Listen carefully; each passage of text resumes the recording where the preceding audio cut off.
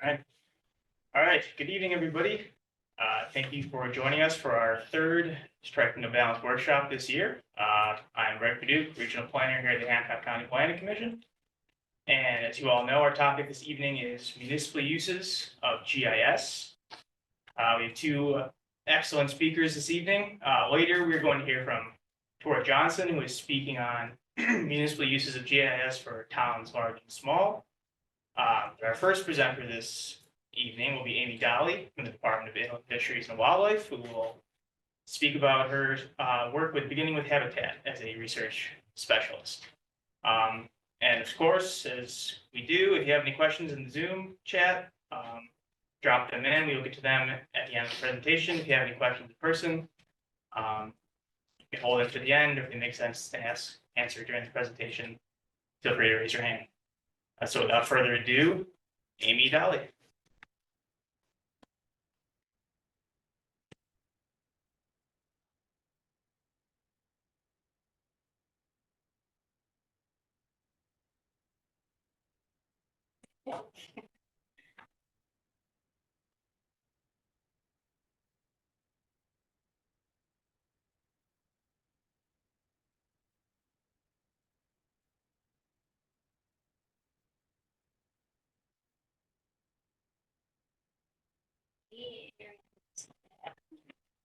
Slideshow view. Yeah, this is good. Okay. Thank you. Okay. Sure.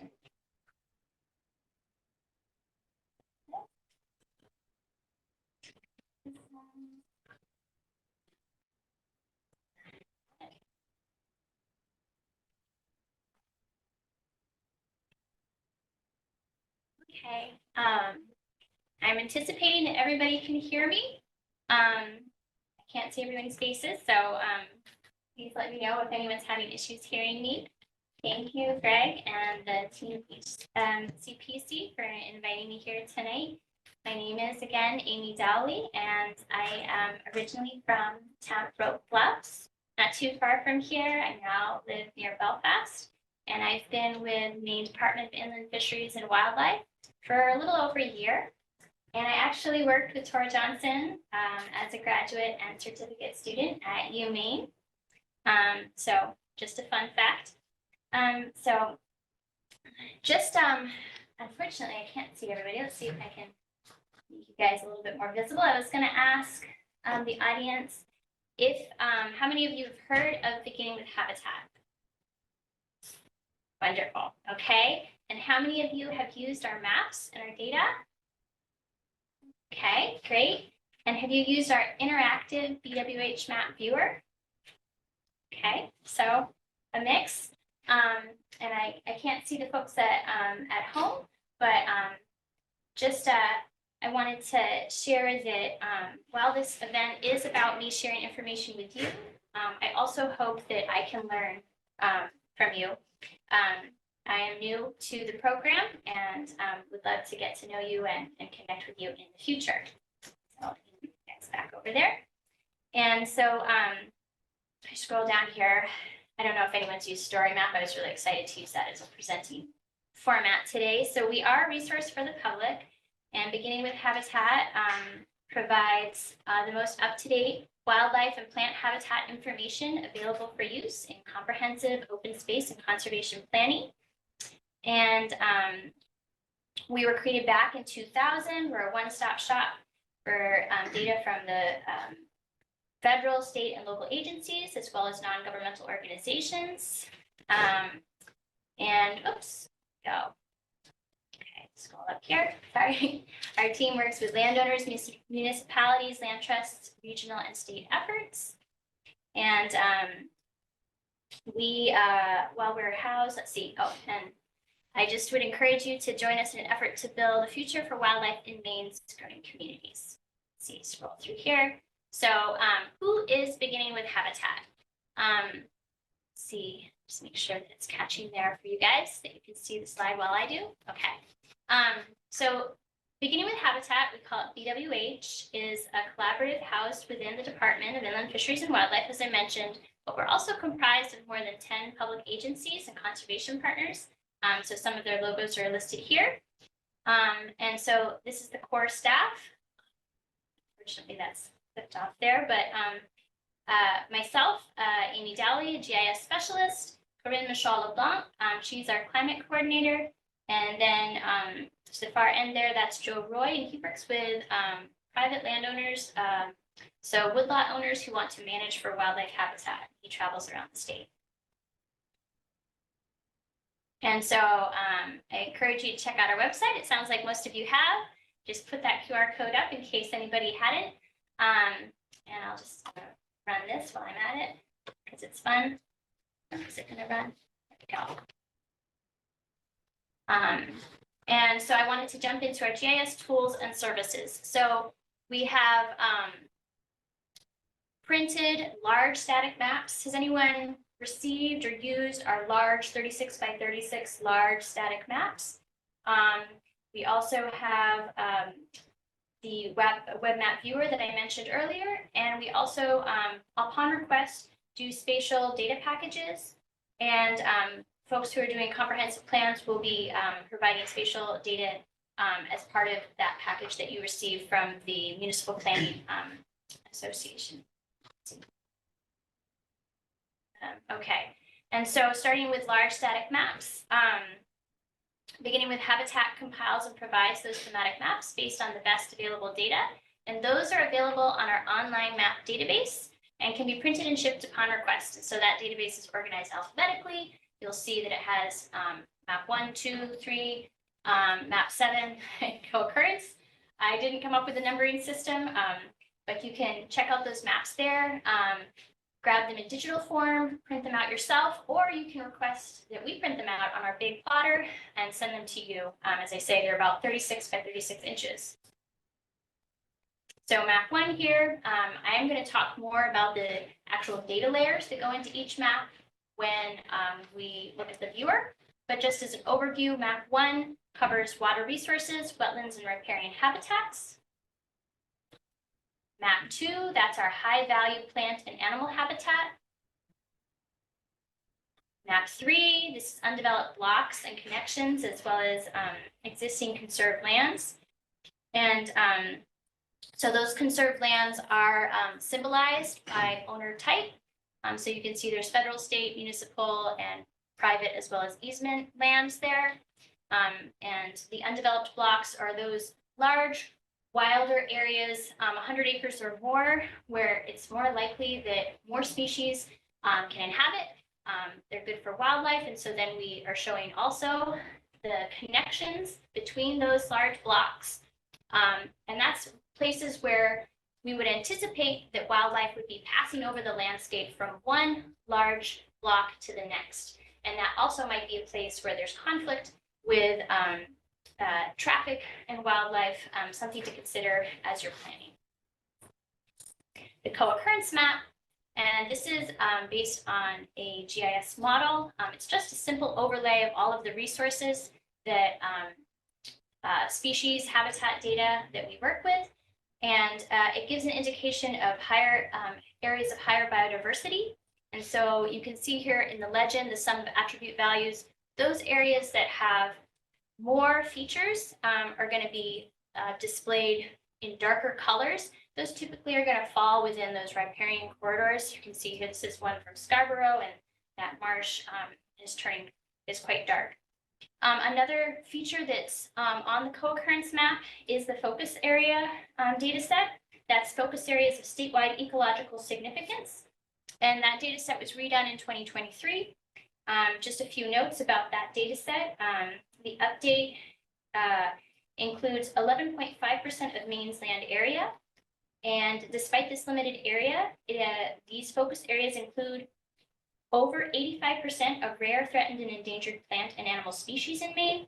And they include exemplary or rare occurrences of all of the natural community types in Maine. And they mostly occur on biologically important riparian corridors. So they're a great resource when you're thinking about places that would be important to protect for wildlife habitat. So now moving on to our interactive map viewer. You can access the map viewer to interact with our featured data sets and print custom maps. So it sounds like some of you have been on here before, but just as an overview, you can find the map viewer on our website. And, first you're going to get to the landing page. You have to agree to the disclaimer. If you haven't used the tool before, I encourage you to take the tour, and it just kind of goes through some of those basic steps to use the viewer. From there, if you're using the viewer, I encourage you to go to the search bar. A note on this is that it's searching all over the world, so you want to make sure that your location is in Maine. Just check of the search results that that's in Maine so that you can take advantage of the features in the viewer.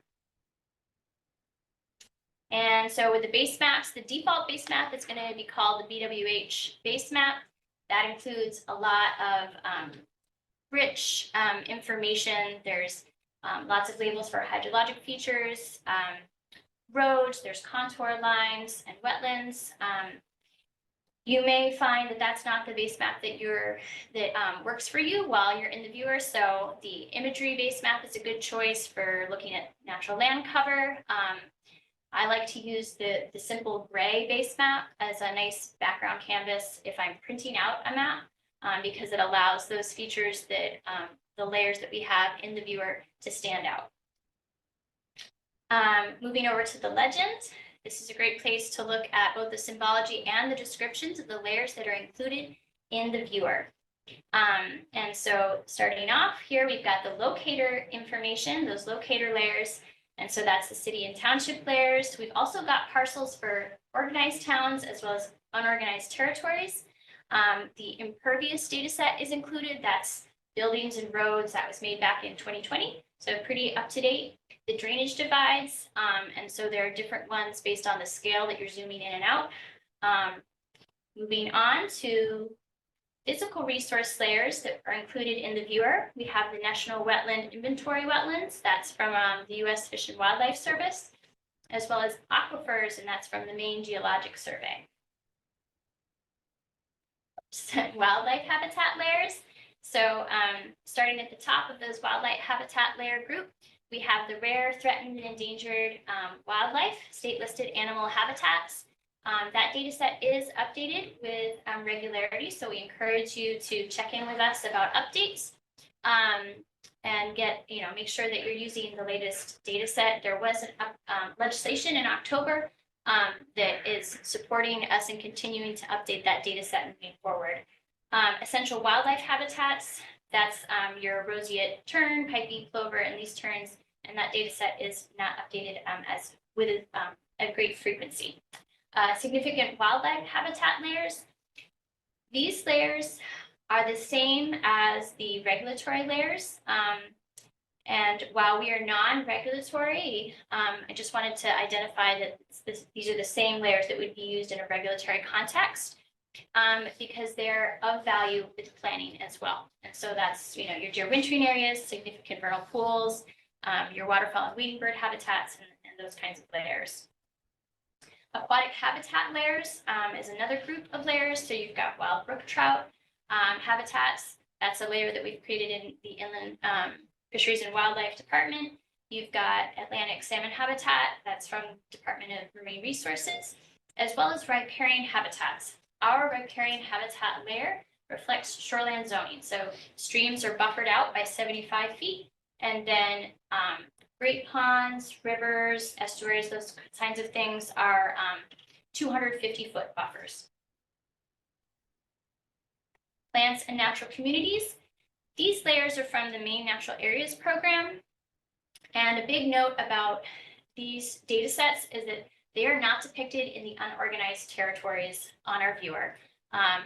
The Maine Natural Areas Program, as I said, manages those data sets. So I would encourage you to reach out to that program if you need data from the unorganized territories. Just know that when you're moving around the map, if you get to the unorganized territory and don't see any plants and natural communities, it does not mean that they're not there. They're just not depicted. Conservation and connectivity layers. So again, I was mentioning this with the map 3. So that's your undeveloped blocks, the connections. That's this group of layers, and then conserved lands.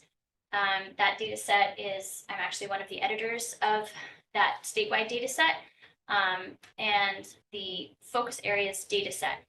Quick note on the focus areas, that is a previous version of the focus areas. It is not the 2023 data set. We really hope that we can get the 2023 data set up and on the viewer soon. But if you're interested in that latest data set, please be in touch and we can connect you to that. Mouse is moving around. Okay, so now moving on to the layer contents. Just kind of an overview here. It's grouped just like the legend was. So locator layers, wildlife habitat layers, physical natural resources, wildlife habitat layers, plant and natural communities, and then the conservation and connectivity planning resources. So just to note that some of those layers are grouped. So the little yellow folder by the left of some of those layers, that will indicate that there's layers hidden underneath. You want to make sure that you expand and check out those hidden layers. To look at the symbology for a particular layer, you can kind of use the little caret by the left side of the layer to see what it will display as in the map.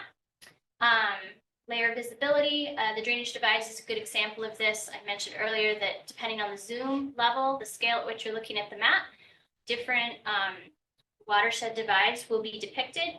And so if the check mark next to the layer is green, that's what you're looking at. If it's gray, you'll have to zoom in and out to see that layer. And always make sure that the parent, that header, in this case, the drainage divides header, is checked so that you can be looking at those sub layers.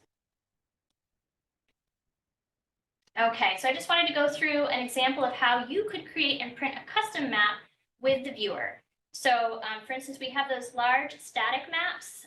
This is an example of the layers in map 1. You can make that in the viewer and have that ready for your next meeting or whatever planning activity that you've got going on. And I think that the viewer is a great way to make a quick and dirty map. So here we go through the steps. Again, you'd start with step 1, you navigate to your area of interest. I chose Lemoyne, it was in Hancock County. And then step 2 here, you're going to choose an appropriate base map. Again, I suggested that gray base map. It's a nice kind of plain canvas to work with. Step 3, you want to adjust the zoom level to set the extent of your map frame. So you might need to kind of adjust that after you've done the search. And the gray base map does not have those outlines for the towns and the labels. So I'd encourage you to turn on the city and township layer. Step 4 here, you can kind of go through the layers and look at what are those water resources. So in this case, drainage divides, under physical natural resources, both of those layers, the wetlands, the aquifers. Under wildlife habitats, that would be your aquatic species and habitats. You'd want to expand those, the folder to make sure that you've turned all of those on, and then turn off the other layers that aren't water resources, such as the rare and threatened, endangered animals, and the essential wildlife habitats. Let's see, just trying to see if I can, oh, okay, I'm doing okay for time. Step 5, select the print icon. So that's up on the far right. And I'm emphasizing this because this is not the way that it printed before. So I'm really excited that we have a print that allows you to customize the map title, and you can choose the format that you like. The settings, one of the things to note is you might want to change the scale bar units from miles to feet, depending on what you're interested in. You may want it in landscape as opposed to portrait, depending on what you're doing. And from there, you can, once you've prepared that map, you can view the map layout and save a digital copy or print a hard copy. But you can see there's the customized title and all of those water resources that you had kind of turned on in the map.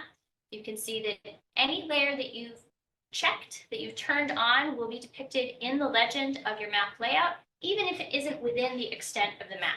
So just to note that a feature may be turned on, but it's not within your map frame. there's no way to get around that, unfortunately, but something to flag in case that comes up. Okay, another viewer that I wanted to mention that we have on our website is the Mainstream Habitat Viewer. Has anyone here used the Mainstream Habitat Viewer? Can't see, but online. Okay, so the Mainstream Habitat Viewer is a tool to support the restoration and conservation of fish and wildlife habitats. So it was designed for that purpose. And you can, as I say, get to it from our website. It's the kind of icon right next to the viewer on our website. And from there, when you click on the icon, you can review information about the tool. There's information about StreamSmart. That's a training program about how to learn to kind of build and do the culvert changes or bridge adjustments that would improve connectivity for aquatic habitat. I know that there's funding available that frequently requires information or mapping, and so this tool is great for that. So there's more information about that on this page on our website. When you go into the tool, you can just click on that little thumbnail on our webpage and access the tool. So it has a very kind of similar look and feel to our Beginning with Habitat Viewer, which is great because it means that it's less complicated to figure out. And so the first thing I'd suggest is that you review the featured crossings and varied data sets. I apologize that I was working with a larger monitor that didn't hide the side of this. I don't know if I see. Oh, maybe Zoom stuff I can get up here. I feel like it's not depicting this as well as I would like.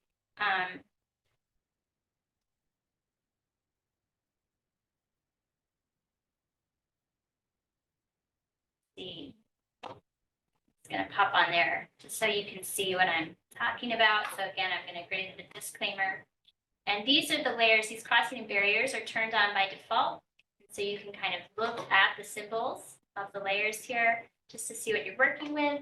And then, you know, again, you can go and type in your area of interest. Notice that this has a different database on the back end of the search, so you don't have to worry about it being in Maine. It's just oriented to either search by town or by crossing ID.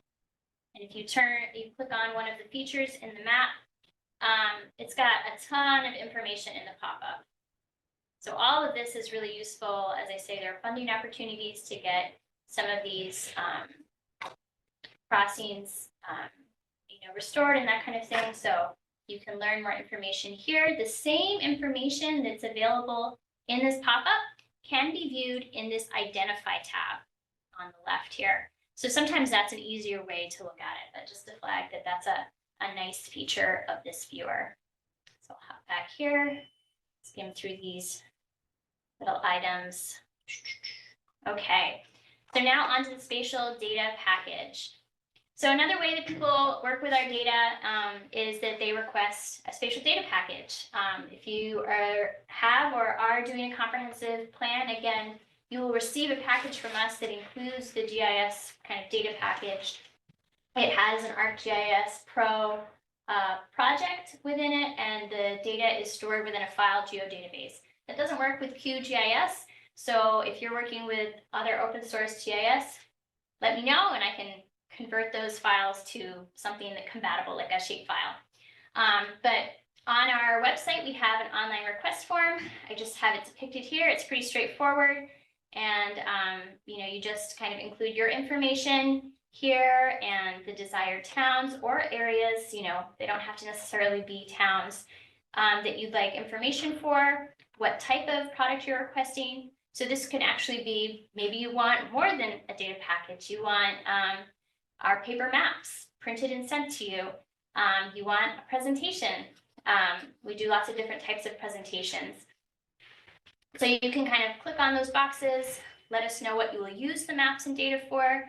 We have to flag that our sister program, Environmental Review at Maine Department of Inland Fisheries and Wildlife, works with projects that are kind of development projects. And so if a project requires permitting and things like that, you would want to work with that program as opposed to our program that does planning and sort of work in the non-regulatory realm. There's a space for comments if you have particular requests. For instance, if you're using open source and don't want your data sets in a file geodatabase, you could write that there. How am I doing for time? Okay. I'm going to skip over the data hub just to note that some of the data sets that quite a few of the data sets that we work with and beginning with Habitat are available in the main Office of GIS data catalog. Has anyone gone to the data catalog yet? So you can access those there. You can kind of, if you organize by inland fisheries and wildlife, you'll get a lot of the data sets that we work with. And this data hub that Jason at Maine Department of Inland Fisheries created also is a place where you can access those data sets. And so you could use them as service layers directly connecting to the online service, or you could download a shapefile or something like that to work with. And so just to review, we have other additional services that we provide. I mentioned free presentations.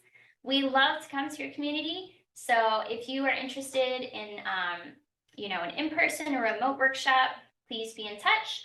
On our website, we also have a conservation library. It's pretty extensive with different documents that can provide information for you as you're moving forward with your visions for your community and planning things out.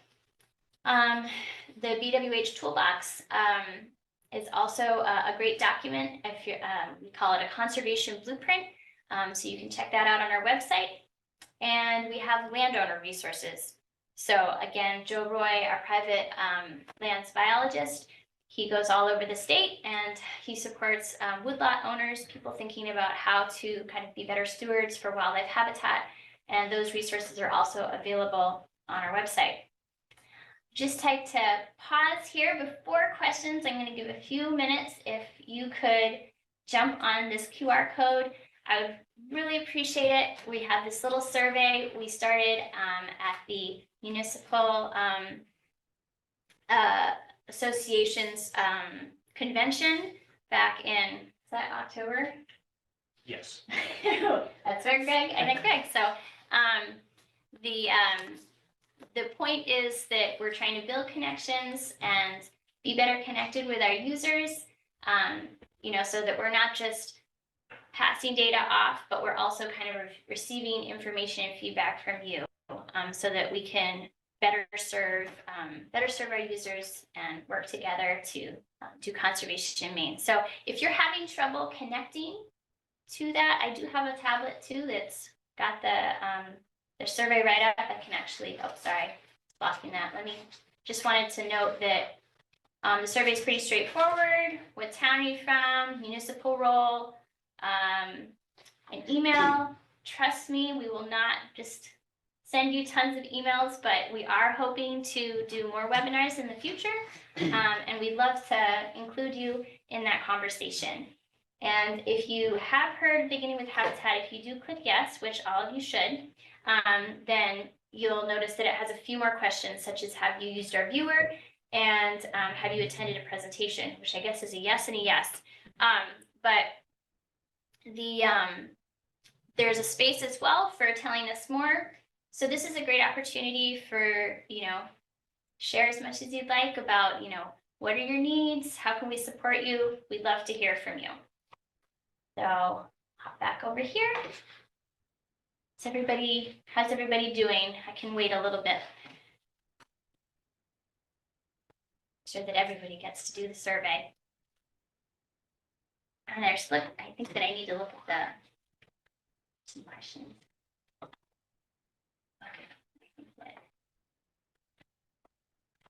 I have additional questions. Okay.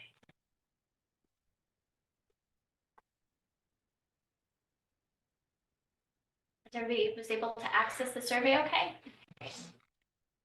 So I guess at this time, just leave it with, a Rachel Carson quote. That's always good. I don't know if anybody has any questions for me, thoughts?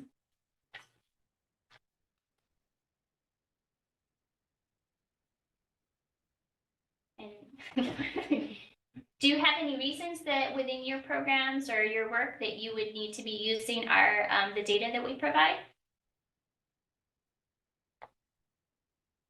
I would. I mean, it's in general, I mean, I have a wood lot and I currently have a forester and for over a decade now, I've had a forestry plan.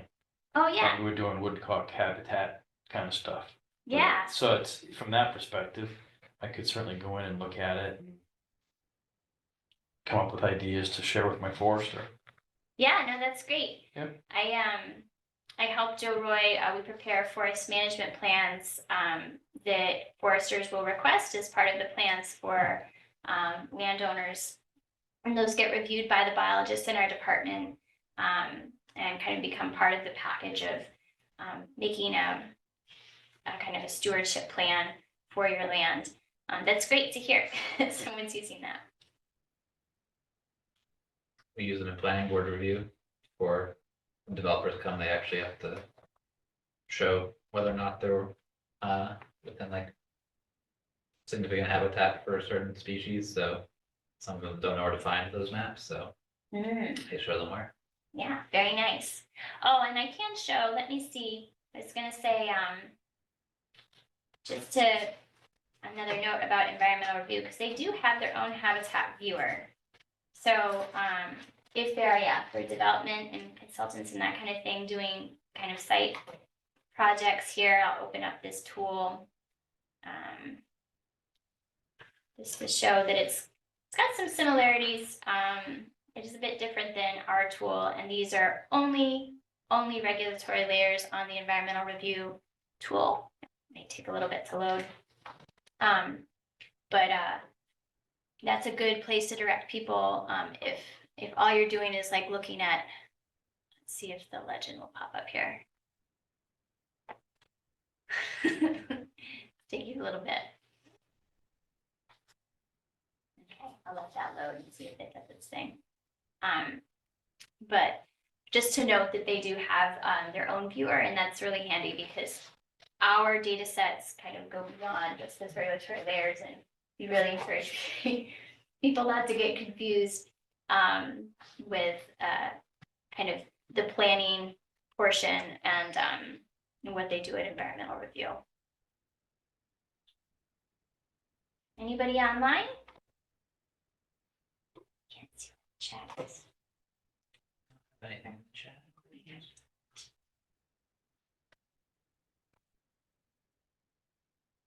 Well, thank you. I guess that's a wrap for me. I really appreciate your time and attention. And again, I would love to hear from you. Our team would love to hear from you and support, the work that you're doing as it relates to our program and kind of building GIS for conservation. So thank you.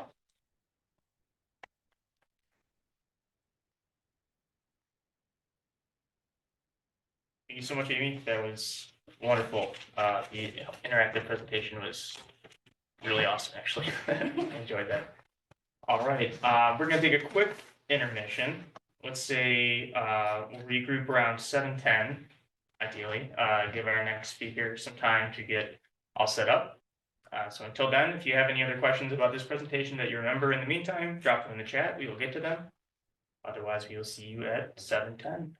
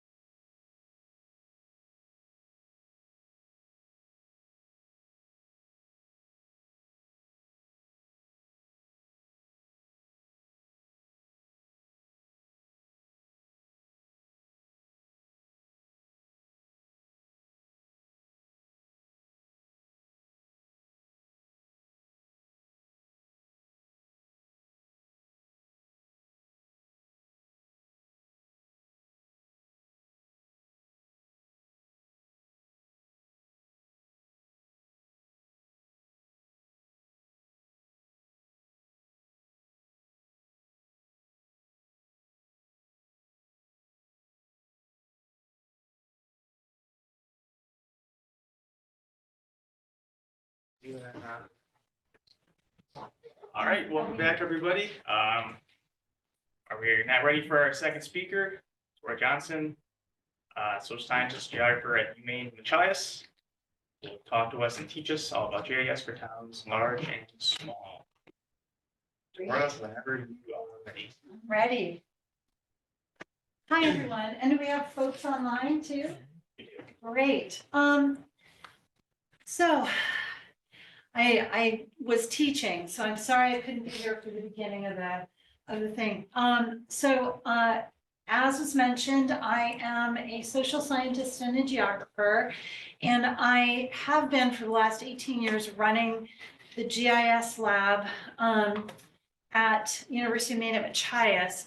And we provide mapping services for lots of different organizations and communities and so forth, and a lot of municipal mapping support.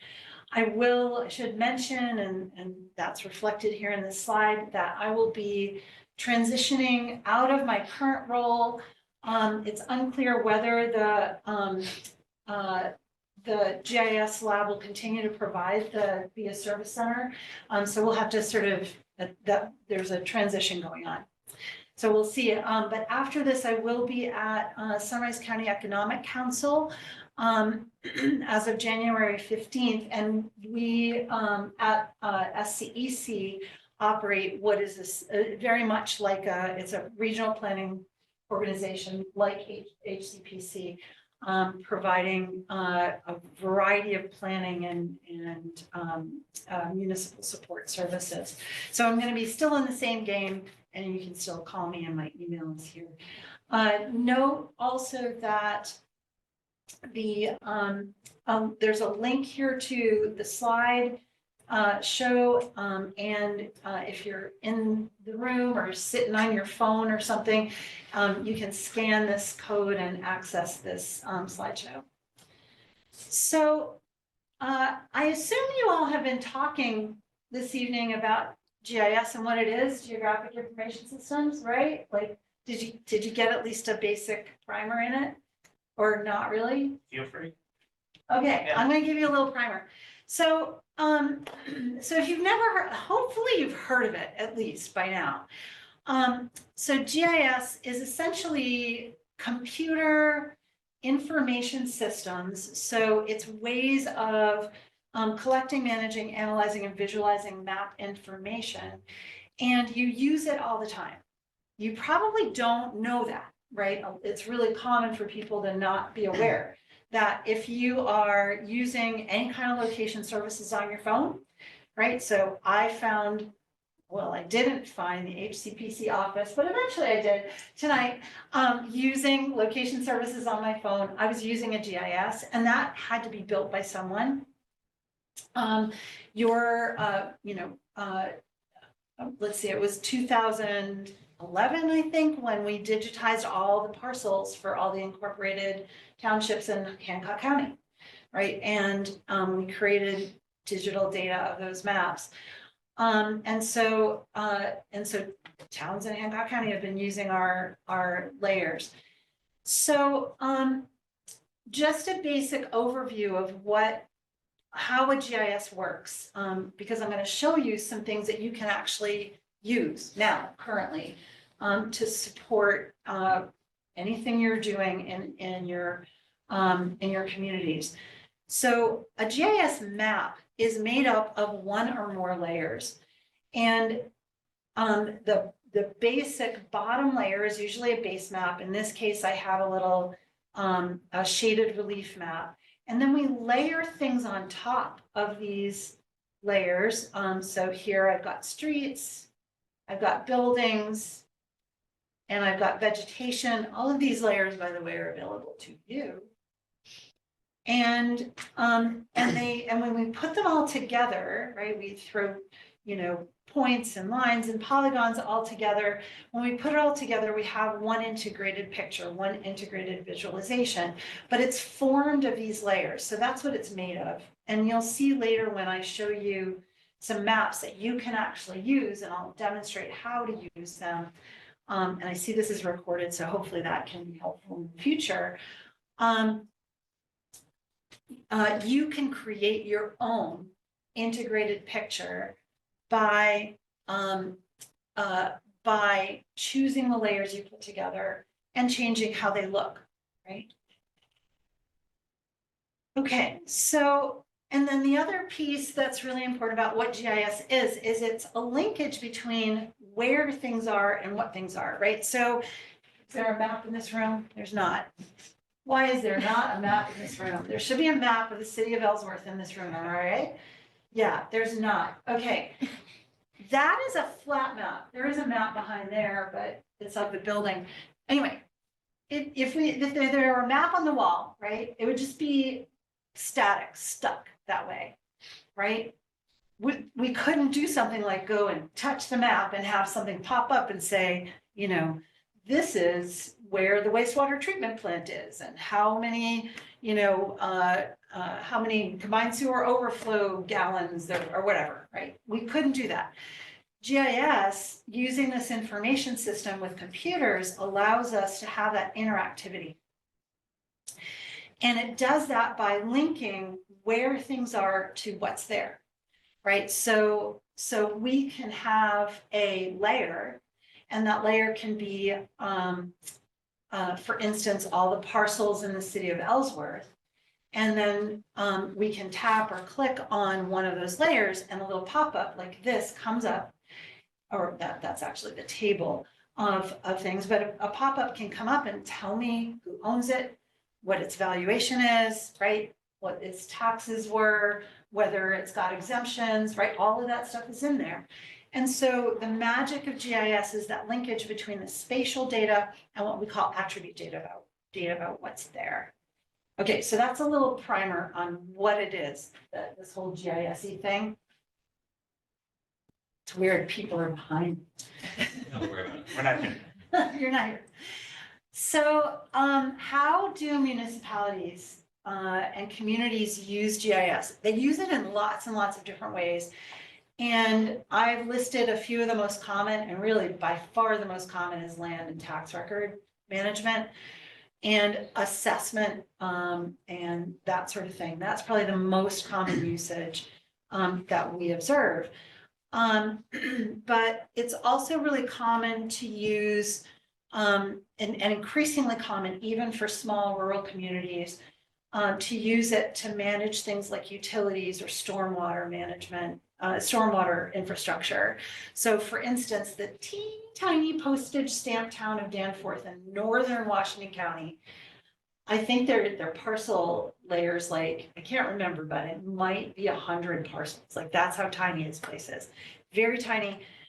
They have a little tiny water district and a little tiny wastewater district, and we're mapping that for them. And, you know, it's like 100 customers. It's a cool idea. And they're like vaulting into the 21st century this way, right? They have been literally keeping the records for their water district on note cards, right? And now they're gonna have a map of it all. They have a notebook, a physical notebook with pieces of paper for each of the customers and note cards. Anyway. So that they're moving on, and it will make it easier for them to manage because they're having trouble, you know, finding things and billing customers, and this will help them to automate that. Transportation. So a lot of small communities are using GIS to do things, even allowing the public to submit things like, hey, is there a problem with a road? Right? Is there a culvert blown out? Is there something? And folks can submit that on the web with their smartphone. And, you know, and folks in the town can know that that's there. Another of the more common types of uses is in comprehensive planning and increasingly in resilience planning. So those of you who are working on resilience, you know, projects, especially with the new initiatives from the state, using GIS is really useful for that. In fact, Amy, who I know you've already met, one of her early GIS experiences is in doing a lot of early resilience planning. Some of the first rural resilience planning that happened, I think it is really the first in Maine that happened for climate resilience several years ago. Questions so far? Is this helpful in any way? Oh, yeah, great. Okay, good. Yeah. It's hard to tell. We're all tired. All right, so there we go. So what I want to do now is show you some examples of some maps that we host and have been hosting for Washington County for many years. And they're at this website. So you're welcome to, you can scan this if you want to access it on your phone. The maps are going to be a little awkward on your phone. They're just not built for using on the phone, but they're on our on this website.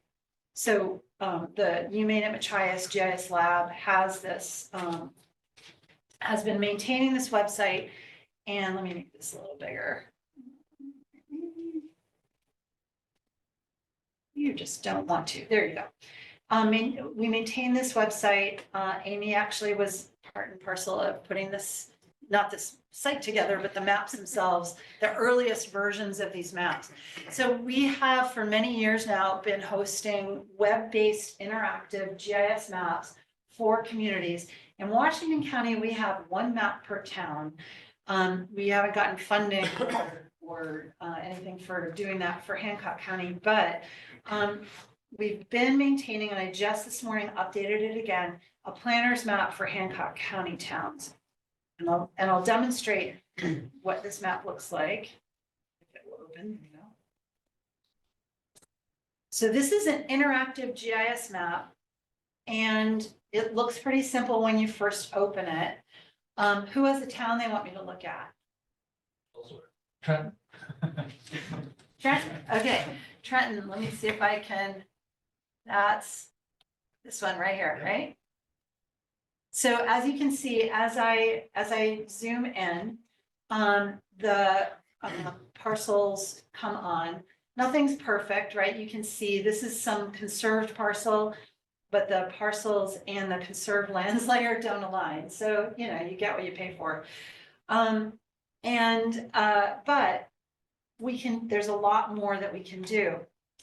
And so this map opens with these 1, 2, 3, 4 different layers on, but there are probably 60, 70 layers that you can access using this interface. So if I come over here where it says layers, and in fact, down here I can expand it, where it says layers, notice, so there's a little guide, and you can click this thing to learn more about it, but I'm gonna show you. So I can turn other layers on. So for instance, I can turn on all roads and addresses. I think the addresses are off, but these are grouped, right? So if I expand this little group, roads and addresses, there's addresses, and I click the little eye, every address appears. And because this is a GIS map linking attributes, I can click on an address or a street, and a pop-up will appear, and it will tell me some things about that. That wasn't, an address isn't a really great one, but So I have a question on that. yeah, please. So you just happen to be zoomed in on where I live, Oh, and my cool. house is not there. Aha. So, and it's been there for 10 years now. So where does this data come from? This data is, almost all of this data, and specifically this layer, the address layer, comes from the main E911 system.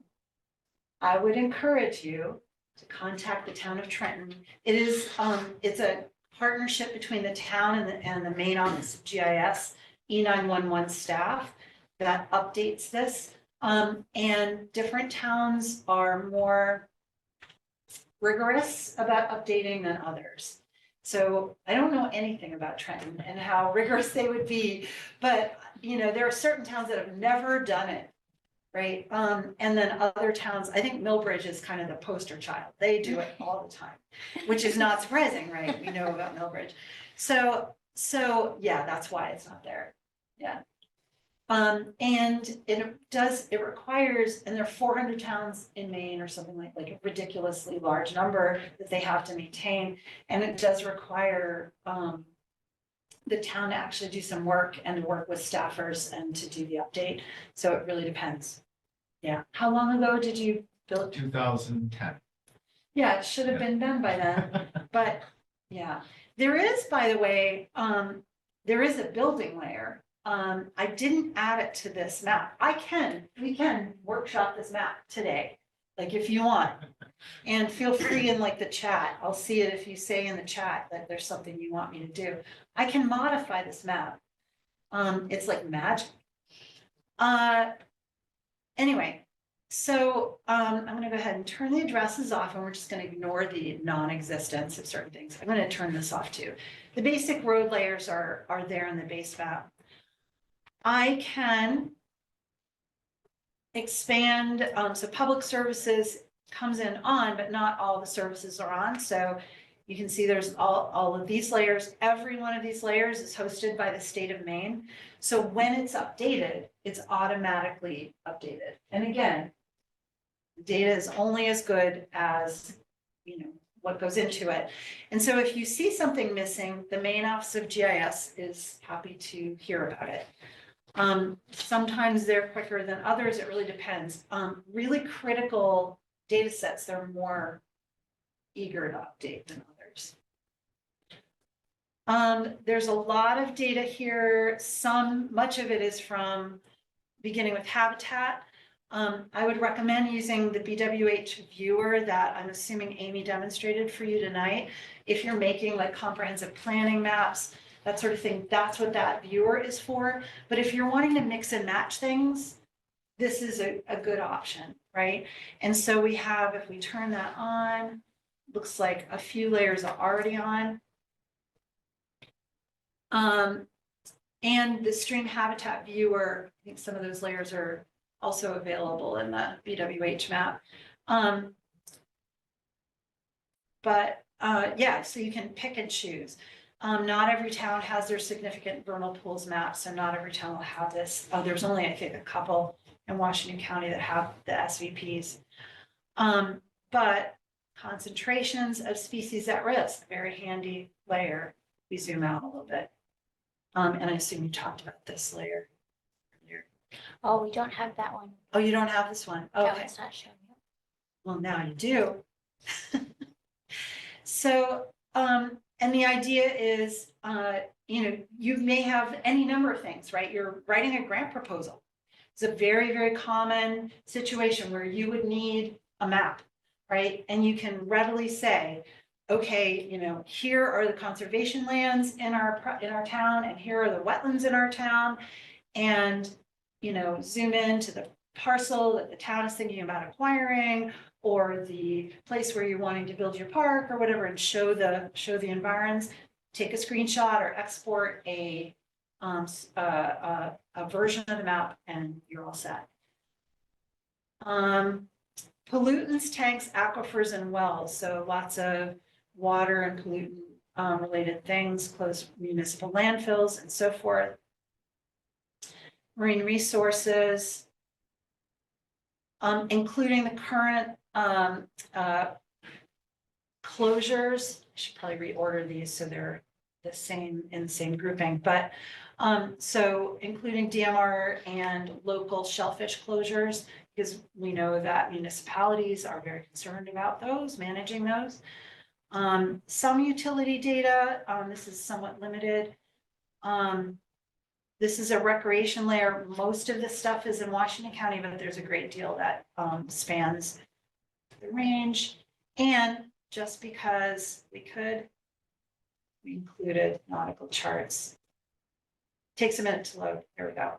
So that you can, if you're doing your harbor management plan, you can zoom in and have the depths and have this as your background of your map, right?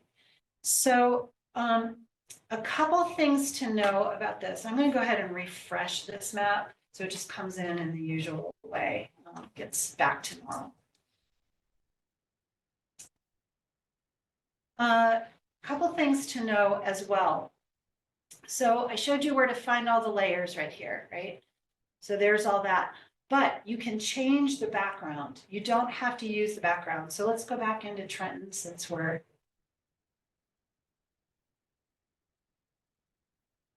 I like Bayside Road. It's my favorite to go around. Oh, you're one of those people. I'm one of those. Sorry. I try to slow down and I always think people live here. Anyway, I can change the base map, which is the background map, right? And I have a lot of choices. So I can go with imagery, just basic imagery. And we symbolize the map so that the layer should work more or less with, I'll show you also how you can change, if you're inclined, how you can change some of the symbols. This one's really handy, terrain with labels. So that gives you shaded relief. This NAIP imagery is pretty good, high resolution imagery. And this is the most recent version. I forget what we're on, 2021 maybe, I forget. In fact, it might tell me. Click on it. Oh no, it's a base map. Never mind, it won't. Anyway, it's the latest aerial imagery. It's not going to be, yesterday. I'll tell you a funny story about that though. So we used to live in Sullivan. We had this house right off of Route 1. And one day I told my husband, hey, our house is now on Street View. So apparently Google had, this is years ago, Google had driven one of their cars by and caught it in Street View, right? And my husband goes, oh, I gotta go up there and clean it up.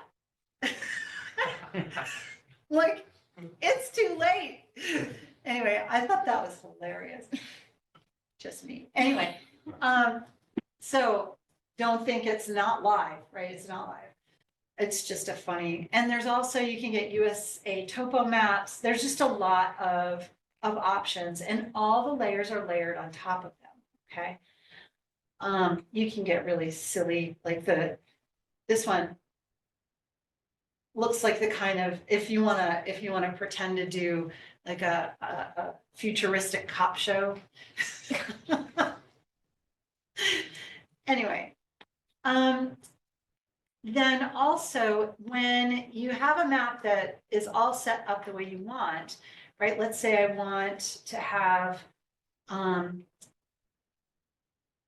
just, oh, there we go. I'm going to turn this off and this off. So here I've got my conserved lands and my wetlands on an aerial photograph. All good. I'm ready to go, and I'm going to print off this map for my grant application.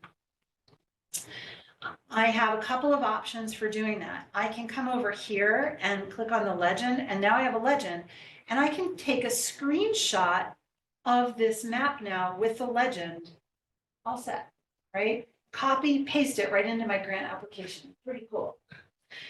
I can also click the print. Did you demonstrate your app print thing? I did, but it's Okay. different, I think, than yours. It's a little different. So, but it works in very similar ways, and it's pretty intuitive. I'm not going to go through it, but it's very intuitive. You get to title your map. You get some choices about the size, and you get some formats and so forth. And it can be a layout, in other words, everything, or just the image, just the map only. And then it will create an exported file that you can download. Now I'm going to show you one more thing on this map, and then I want to show you storm surge and sea level rise map. Okay. Any questions before because I'm gonna, no, oh, you moved. Yeah, it's being, I teach, so being in front of a group, one of the things that people don't realize is any movement, you just like zero in on it. Anyway, so here's something that's going on, right? So this map is just all pre-set up colors and things, right? But I can manipulate it. If you're already overwhelmed, just plug your ears and close your eyes and start singing Star Spangled Banner and pay no attention. But I want you to be aware that you can manipulate most of these layers, how they look. So let's say, if I go here to the layers, let's say I would like to manipulate, go into habitat and biodiversity, my wetlands layer. So I can find the layer and I select it. See the little blue line right there? Over here, a little properties window pops up. If it doesn't pop up, you can click these 3 dots, the ... and say show properties, like this. And now I can see the symbols, right? That's the symbology. But certain layers, I can change them. I don't know if I can change this one. Yes, I can. Good. I picked one that worked. So I can click this little symbol layer and change the style. I can even change the order that they appear. I forget exactly how, but I think I can even remove certain, yes. So I can move them up and down by dragging or move them up and down by checking and moving them. You can change these names, right? There's lots of different ways to do it. I don't really like how the kind of marine thing is working. So I can change symbol, I can click it and I can make it no color and then all the marine stuff is going to go away. And I can do that with the estuaries, right? Same deal. Yeah, I'll get rid of that. I'm not saving this, by the way, right? And if you make this change, it doesn't save to my map, like the map that we're hosting. So don't worry, you're not going to break anything. If you do, it's my fault, right? It's not your fault. Okay, so you can play with how those symbols work. There's a lot more to it, and I'll talk about some ways that you can learn that, learn to do more in a moment. Any more questions about the planner's map? Because we're going to look at an entirely different map now. And just so you know, we've been hosting these kinds of maps for a long time. Some of the maps get a lot of use and some very little, right? So it really varies a lot how people feel about using the technology, I think, mostly. All right, so on the same page, on the Hancock County Planners Map page, we also have a link to our main storm surge and sea level rise map. It's also accessible from another part of the site. And when you open it, it's over here, when you open it, and here it's probably best if we choose a place to zoom in on. We're just spending all our time tonight. As you zoom in, you see some of the layers coming a little clearer. You can see that these are showing sea level rise scenarios. That's what you get when you first log in. And so the colors indicate highest astronomical tide, and I believe these were from 2018. And I think if I click on it, it will tell me. There we go. No, yes, so this will be 2018. It doesn't actually say it, but that is what it is. So, so 2018 highest astronomical tide.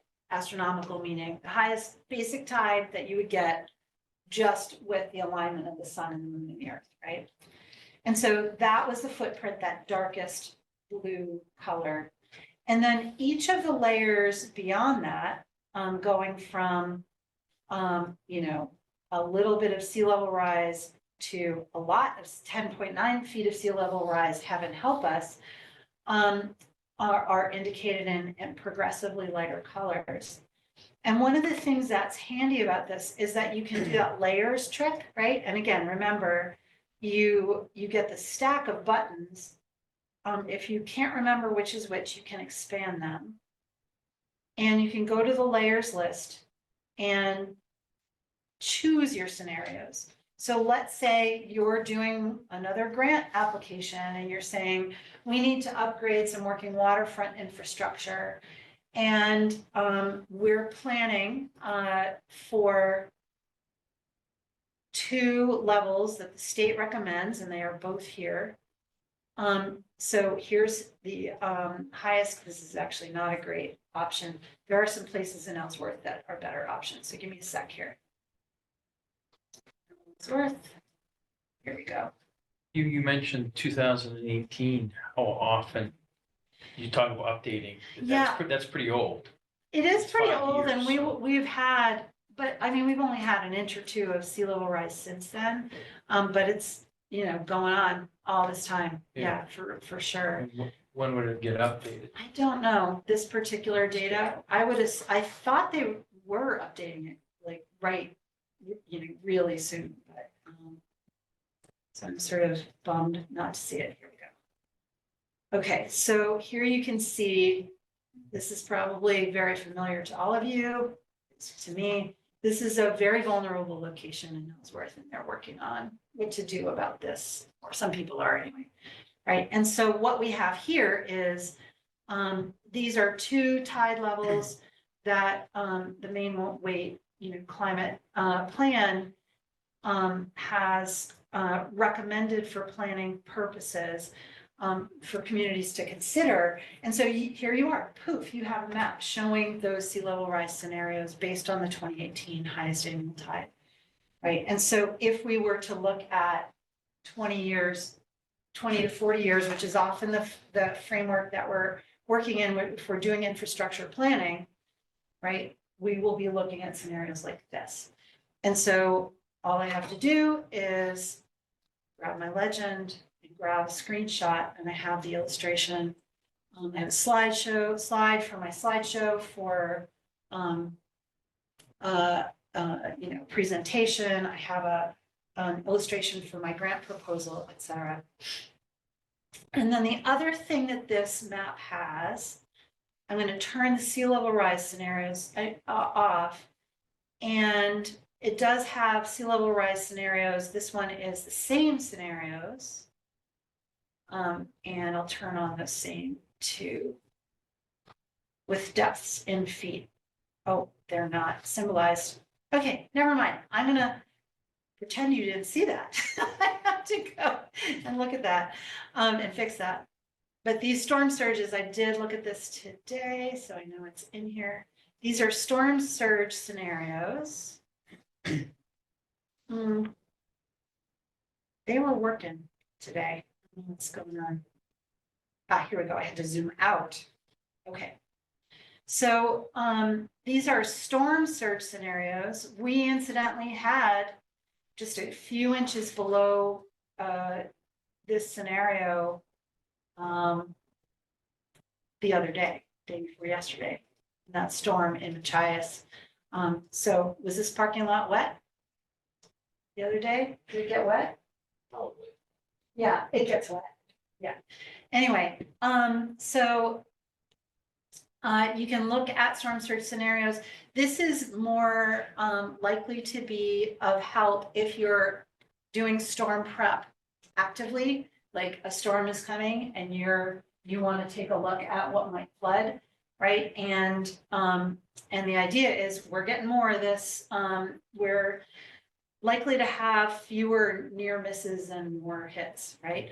And so if we hear about category 2 bearing down on us, this will give us an idea of what might be flooded. Okay. Any questions about this? I know I'm not seeing any questions online. You guys online, it's not just TV,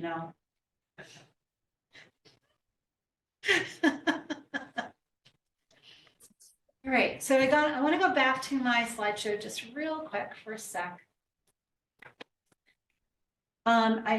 I do have, I did a few years ago, this was based on 2015, so there you go, 3 years, right?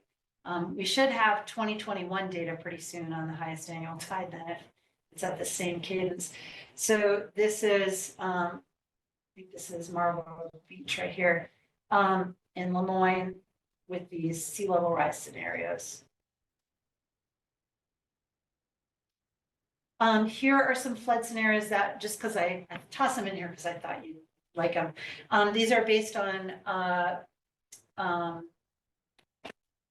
citizen science data, so data that folks contributed. This is downtown Machias, and oh, look, there's somebody online. Smile, okay. Well, thank you, Emma 3. I assume that's EMA. Anyway, this is flood scenarios. This is highest annual tide for 2017. This is just a couple inches above this flood we had day before yesterday. We've had 6 of these now in 6 years. This is the 100-year flood scenario. And it's 100% flood scenario instead of a 1%. That's concerning. Anyway, here's downtown Machias with 2 feet of sea level rise at these 100% flood scenarios. We got a problem in Machias, as you can see. Anyway, so we're using, this is actually lower. This is highest annual tide in 2017, flooding a parking lot in Machias. So we're using these sorts of scenarios to help the town of Machias figure out how to create a flood wall and protect their downtown and manage their stormwater. So at the University of Maine at Machias, we have a beautiful laboratory, and we have a series of programs in which you can learn, from soup to nuts, how to use this technology to your advantage. Some of it is just, going to college, and we have 2 certificate programs, which a lot of folks who, in fact, a large number of students will either just take 1 or 2 classes or get the certificate when they're working, and a number of municipal employees do that. We also have a bachelor in geographic information science, as well as pathways to graduate degrees at University of Maine. And then we also have just launched, literally, it's actually not quite launched, it's like this week, I think it might be tomorrow, a new workforce education training course that's an introduction to GIS. It will lead to a micro-credential if you do all the things, but you can also just kind of fiddle around with it. And it covers very basic concepts. It's informed by research on how GIS is used in real-world applications. It's made for beginners. If you can use a computer, you should be all set. You get a free account for ArcGIS Online, the software that I was just demonstrating.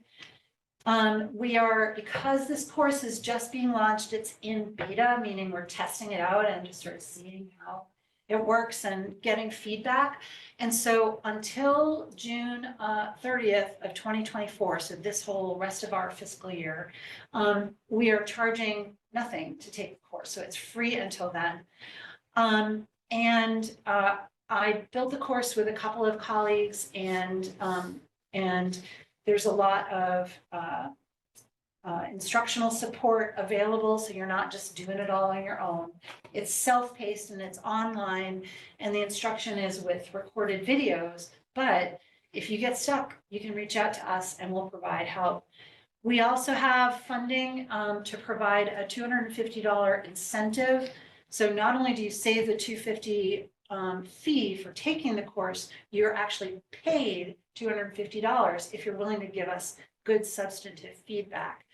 If you are interested in signing up for that workforce education course, you can contact Eileen Moran at this address. It's eileenmoran@maine.edu. And again, I can even put the link to this slideshow in the chat for the folks on Zoom. I think that's it. So let me go ahead and grab the link for the slideshow. And these will also be shared afterwards. Oh, great. Okay, So you can drop that as well. Excellent. We'll share the slides as well. great. Okay, and I think, I don't know how we're doing on time. Right on time. Great. I thought I was hitting it on the nose, but there. All right. All right. Wonderful. All right, thanks so much, Cora. That course sounds incredible. HCPC will be sharing this. Great. For sure. Any additional questions before we wrap up? Okay, and just for the record, this presentation has been recorded, and it will be shared through link. We have a YouTube page as well, HCPC does, it'll be shared on there. And the slides will also be shared as well. We will throw out a news blast, newsletter, and a link to these on our website too, for you to go back on and rewatching this, 5 other times, which I'm sure you all know. Because yeah, it was really great. The last thing that I will toss up here is, if you have a moment, you can scan this QR code real quick. It's just a survey for what you'd like to see in additional workshops from HCPC. Very, very quick, few questions. We'll also send out in a follow-up email the link to this survey as well, so you'll have a chance to do that at another time if you don't do it right now, but you're free to scan and do it right now. It only takes a couple minutes. Otherwise, HCPC is planning their next workshop in January. We're taking the December off, give everyone a little holiday break. And then we are going to start our first of our housing-related workshops in January. Thank you to funding through our Housing Opportunity Grant that we applied for and received funds for. So looking forward to that, and I'm sure there will be many hot and interesting topics in the housing-related world that GIS can also apply to. So thank you again for everyone in person, everyone online. Thank you so much for attending, and we hope to see you at our next workshop. Excuse me, your QR code hasn't shown online. It's not You're being not shown? sharing your screen? Oh. Since that I am. Thank you.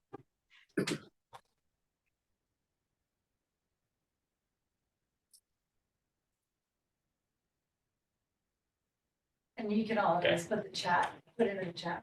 That's true. Okay, we'll also put it in the chat, and either way, it'll be sent out to, Oh, work for Larry. oh, great. Glad you got it, Larry. Either way, we'll be sending this out to everyone who registered too. All right, thanks Great. again. Thank you. Good night. Welcome. See you all next time. Drive home safe. Yeah. Thanks, Greg.